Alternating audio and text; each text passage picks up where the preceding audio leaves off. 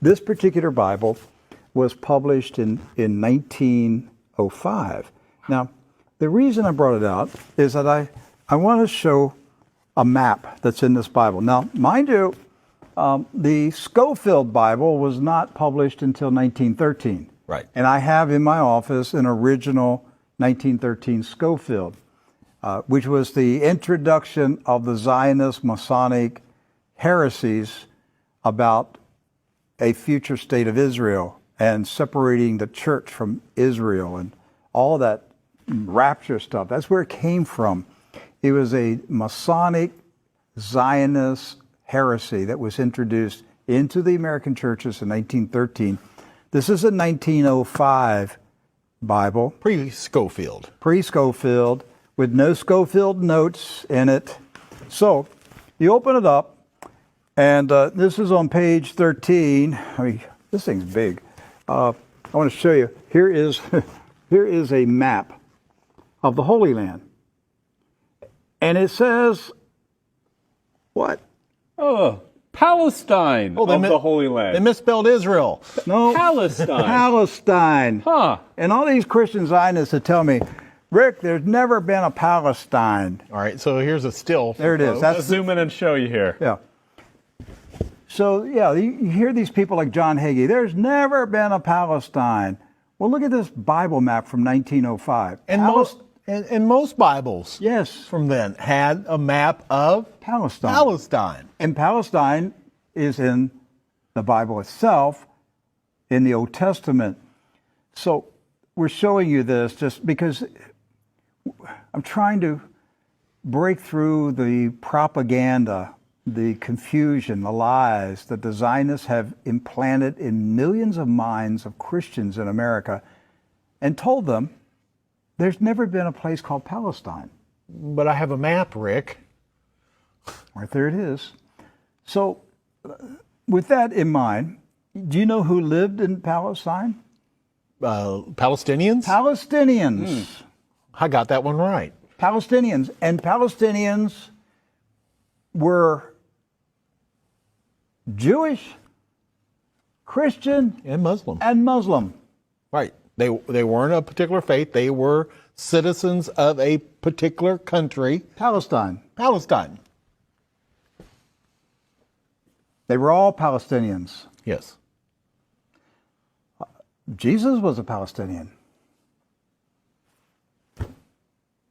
Look at this. Okay? So Israel has never meant a political country. It's always meant the people of God. Yes. The called out ecclesia, the people of God. That's what Israel means. It's not a political country.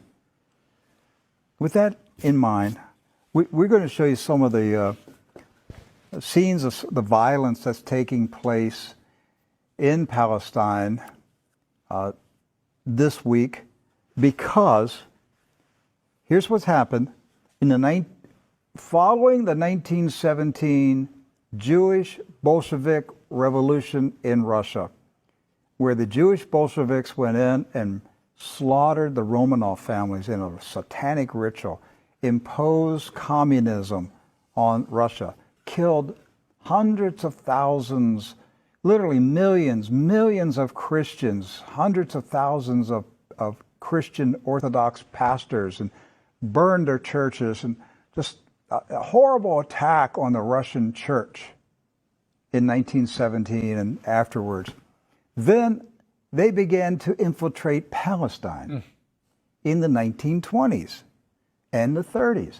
In the 1930s, there was a congressman in Texas, Lyndon B. Johnson, and he was smuggling guns and rockets and grenades from Texas to Palestine, putting them in the hands of the Jewish communist terrorists that were infiltrating Palestine. There was no Israel, no state of Israel. It was Palestine. And they crow about that. That's not a conspiracy theory. That's right from the Lyndon B. Johnson Library. The crates were marked Texas grapefruits.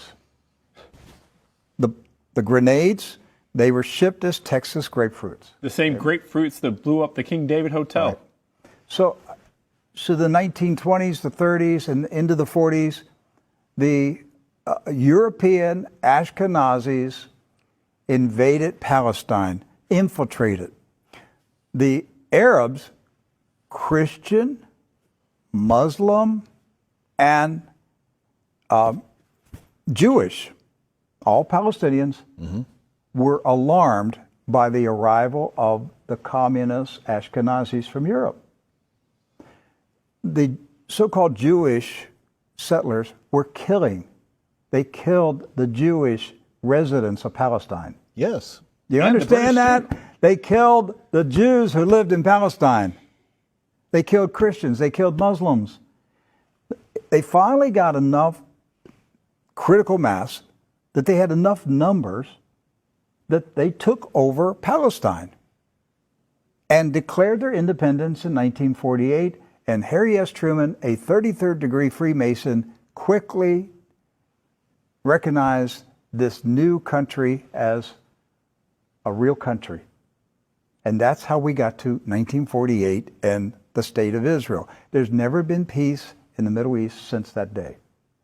That day is marked by all Palestinians as a day of disaster. Napka. Napka. A day of disaster. The disaster continues to this day. The Ashkenazi invaders continue to take the land, the homes of the Palestinians who have resisted, refused to leave their houses, refused to leave their farms. It's not about Palestinians trying to chase out Jews. It's Jews who are trying to chase out Palestinians. And to this day, since 1948, they're still fighting them, trying to make them leave. Right.